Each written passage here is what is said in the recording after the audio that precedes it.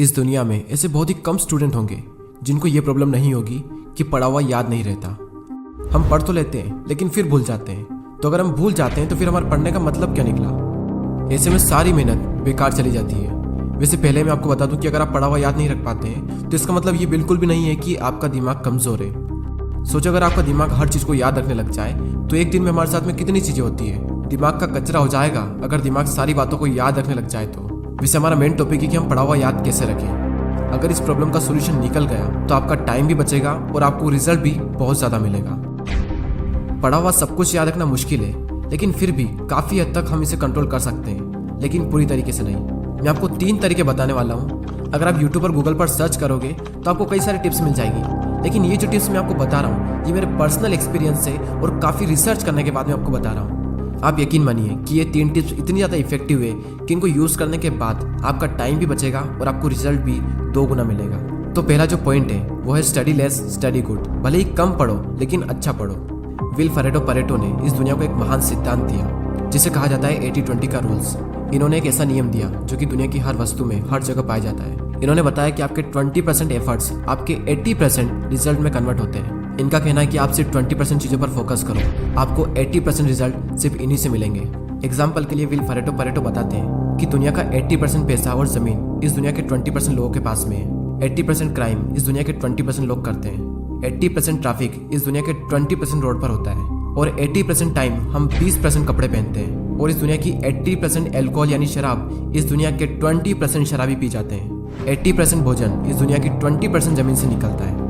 80% बारिश इस दुनिया के 20% बादलों से होती है। इस दुनिया के 80% इन्वेंशन इस दुनिया के 20% साइंटिस्ट ने किए हैं। और सिर्फ यहीं तक नहीं, यही आंकड़ा हमारे अपने यूट्यूब चैनल पर भी लागू होता है। 80% वॉच टाइम उन लोगों से आता है जिन्होंने इस चैनल को सब्सक्राइब नहीं किया है। कहीं आप भी तो उन 80% लोगों में से नहीं हो। और सबसे इम्पोर्टेंट फैक्ट कि 80% रिजल्ट हमारे 20% एक्शन से आता है। और यही रूल आपके एग्जाम में और आपकी पढ़ाई में भी लागू होता है।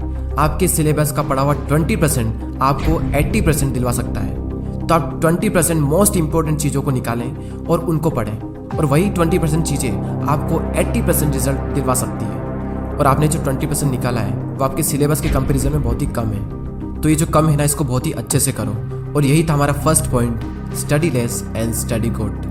दोस्तों, मैंने भी कई बार ये गलती की है कि जितना पढ़ना होता है उससे हम कई गुना ज़्यादा पढ़ते हैं, और इसका रिजल्ट ये होता है कि हमें जो याद रखना चाहिए वो भी हम भूल जाते हैं। एग्जाम में अब वैसे भी ज़्यादा दिन नहीं बचे, तो आप इस रूल को यूज़ करके काफ़ी अच्छा रिजल्ट पा सकते हैं। अब नेक्स्ट जो पॉइंट है वो है स्टडी इन मॉर्निंग। और ये जो पॉइंट है ना, ये मेरा फेवरेट पॉइंट है, क्योंकि मैंने अपनी लाइफ की ज़्यादातर पढ़ाई सुबह ही की है।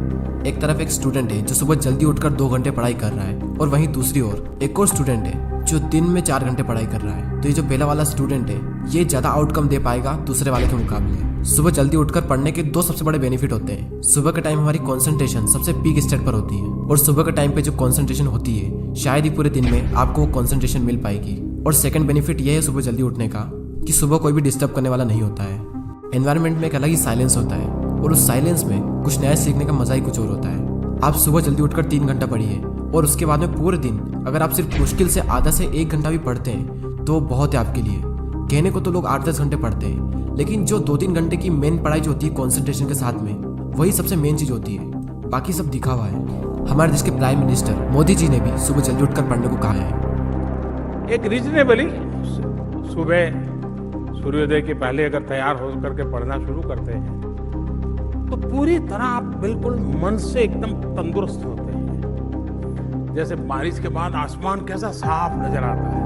सुबह बहुत ही उत्तम कालखंड होता है, फ्रेश होते हैं, थकान नहीं होती है, और अध्ययन से ही शुरू करते हैं तो ज़्यादा अच्छा रहता है। और ना सिर्फ मोदी जी ने बल्कि हमारे शास्त्रों में, आयुर्वेद में भी यही बात कही गई है कि सुबह के टाइम हमारा ब्रेन सबसे ज़्यादा एक्टिव होता है, और उस टाइम जो भी हम अपने ब्रेन में डालेंगे वो दिमाग में छप सा जाएगा। सो ये था second point, study in morning. अब जो लास्ट जो पॉइंट है वो बहुत ही ज़्यादा इंपॉर्टेंट पॉइंट है, और ये पॉइंट आप सबको ऑलरेडी पता है, लेकिन हर कोई इस पॉइंट को बहुत ही इग्नोर करता है। और वो पॉइंट है पढ़ाई के बीच में रेस्ट लेना।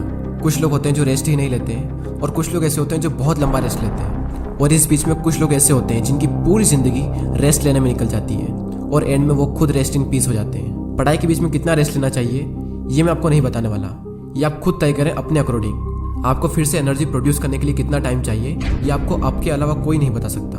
जितनी इंपॉर्टेंस हम अपनी पढ़ाई को देते हैं उतनी ही ज़्यादा इंपॉर्टेंस हमें रेस्ट को भी देनी चाहिए, क्योंकि रेस्ट ही वो चीज़ है जिसकी वजह से हम पढ़ पा रहे हैं। हम एक दिन में जागते भी हैं और सोते भी हैं। तो उसी तरीके से अगर आप काम कर रहे हैं तो काम के बीच में रेस्ट लेना भी बहुत ज़रूरी है। और हाँ, ये गलती बिल्कुल मत करना कि अगर आपका एक बार पढ़ाई में मन लग गया तो लगातार बढ़े जा रहे हैं, लेकिन बाद में एक टाइम ऐसा आएगा जब आपका बिल्कुल भी मन नहीं लगेगा रेस्ट लेने के बाद भी। जब एक बार पढ़ाई में मन लग जाता है तो हम इतना पढ़ते हैं कि हम अपने दिमाग को ही पूरी तरीके से थका देते हैं और हालत ऐसी हो जाती है कि फिर से पढ़ने का मन ही नहीं करता। आपने पढ़ना शुरू किया, आपका मन लगा, अब थोड़ी देर बाद आपको रेस्ट लेना चाहिए, लेकिन आपको लगता है कि मैं भी और पढ़ सकता हूँ, तो उस फीलिंग को बनाए रखें और रेस्ट लें और फिर दोबारा उसी फीलिंग के साथ में अपनी पढ़ाई शुरू कर दें। अगर आप चाहें तो आप पोमोडोरो टेक्निक का यूज़ भी कर सकते हैं। पोमोडोरो एक बहुत ही सिंपल टेक्निक है। आपको जो भी काम करना है उस काम को आपको 25-25 मिनट के 4 ब्लॉक्स में डिवाइड करना है और हर 25 मिनट के ब्लॉक्स में आपको 5 मिनट का ब्रेक लेना है और 1 घंटा होने के बाद में आपको 15 मिनट का रेस्ट लेना है और फिर से आपको यही सब करना है। और इस टेक्निक का यूज़ करके आप काफ़ी लंबे टाइम तक और काफ़ी अच्छे से स्टडी कर सकते हैं। और ना सिर्फ स्टडी बल्कि आप अपने किसी भी काम में इस टेक्निक को यूज़ कर सकते हैं। और इस टेक्निक को यूज़ करने के लिए प्ले स्टोर पर कई सारी एप्लीकेशन है,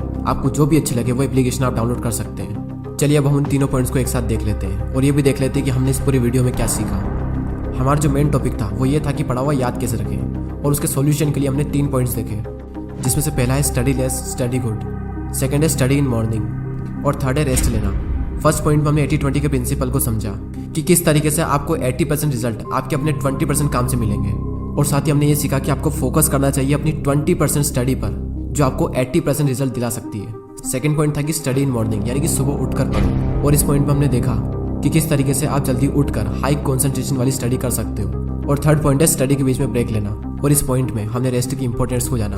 जितना इंपॉर्टेंट जागना होता है उतना इंपॉर्टेंट सोना होता है, उसी तरीके से जितना इंपॉर्टेंट काम करना होता है उतना ही इंपॉर्टेंट रेस्ट लेना भी होता है। और थर्ड पॉइंट में ही हमने पोमोडोरो टेक्निक के बारे में जाना। जो भी काम आप करना चाहते हो उस काम को 25-25 मिनट के 4 ब्लॉक्स में डिवाइड कर दें और हर 25 मिनट के बाद में 5 मिनट का ब्रेक्स लें, और जब पूरा 1 घंटा हो जाए तो उसके बाद में 15 मिनट का रेस्ट लें। और इस टेक्निक का यूज़ करके भी आप लंबे टाइम तक काफ़ी अच्छे से पढ़ाई कर सकते हो। और दोस्तों, अगर आपने पूरे साल पढ़ाई नहीं की है तो अब भी आपके पास में टाइम है, क्योंकि वो किसी ने क्या खूब बात कही है कि जो हो गया उसे सोचा नहीं करते, जो मिल गया उसे खोया नहीं करते। सफलता उन्हें ही हासिल होती है जो वक्त और हालातों पर रोया नहीं करते। अगर आप अब भी शुरू करते हो और दिल लगा कर मेहनत करते हो तो अब भी आप कई लोगों से आगे निकल सकते हो। बस मेहनत खामोशी से कीजिए और इतनी मेहनत करो कि आपकी सफलता शोर मचा दे। अब वैसे ही बहुत टाइम निकल चुका है और एग्ज़ाम बहुत नज़दीक है, और जब इतना कम टाइम बचा है तो बैठे बैठे ज़िंदगी बर्बाद ना कीजिए, क्योंकि ये ज़िंदगी मिलती है कुछ कर दिखाने के लिए। रोके अगर आसमान हमारे रास्ते को तो तैयार हो जाओ आसमान झुकाने के लिए। अब बात आती है उन 80% लोगों की जो वीडियो तो देखते हैं लेकिन सब्सक्राइब नहीं करते। यूट्यूब पर आपको वीडियो बिल्कुल फ्री में मिल रहा है और सब्सक्राइब करने का भी यूट्यूब आपसे पैसा नहीं लेता है, तो फिर मैं ये सोचता हूँ कि आप सब्सक्राइब क्यों नहीं करते।